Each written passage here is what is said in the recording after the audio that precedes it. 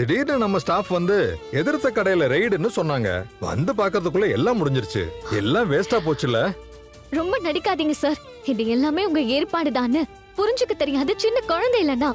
இப்ப கூட என்ன நக்கல் அடிச்சு வெறுப்பேத்திட்டு போலாம் தானே வந்திருக்கீங்க இல்லையா? ரகசியத்தை எல்லாம் வெளியில பப்ளிக்கா சொல்ல முடியாதுமா. இப்பவும் அதே இடியப்ப மாஸ்டர் வேலை காலியா தான் இருக்கு. நான் எவ்வளவு சம்பளம் சொன்னேன்? அநியாய சம்பளம் சார். வெறும் 8 மணி நேர வேலைக்கு 1500 ரூபாய் சம்பளம். நான் கேட்டப்போ உன் கையில கடை இருந்தது. எனக்கு வியாபாரம் பாதிக்கப்பட்டுச்சு. இப்ப கடை இல்லாம நீ தெருவுல நிக்கிற. அதனால இப்ப நான் சொல்றதுதான் சம்பளம். என்ன பின்ன இந்த பொண்ணு இப்ப பேசுறதுக்கு உரிமையே இல்ல சார். இங்க பாருமா, டெய்லி 14 மணி நேரம் வேலை.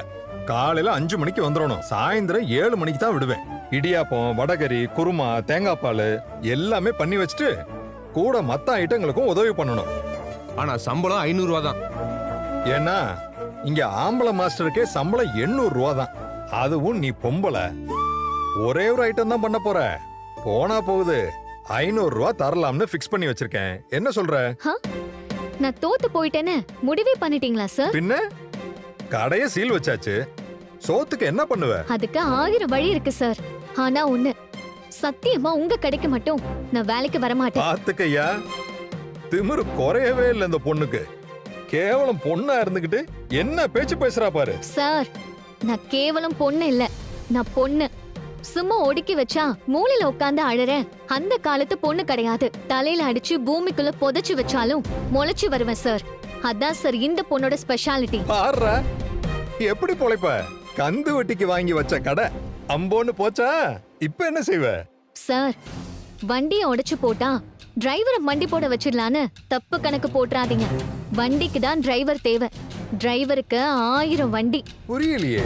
நீங்க உடைச்சு போட்டதே என் கடைய மட்டும்தான். ஆனா என்ன இல்ல, என்னால இப்பவும் சிறப்பான இடியாப்பம் செஞ்சு விற்க முடியும் சார். கடை போயிடுச்சு, நான் நல்லா தானே இருக்கேன். விட மாட்டேன் சார், ஜெயிச்சு காட்டுவேன். எப்படி ஜெயிப்ப?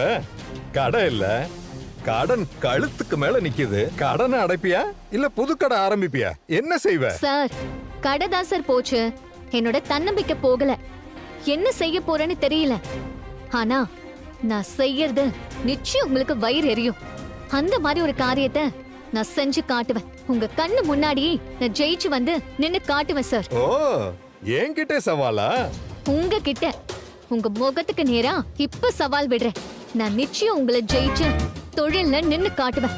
உங்களால முடிஞ்சா என்ன ஜெயிச்சு பாருங்க. கூடிய சீக்கிரம் சந்திப்போம். சந்திப்போம்.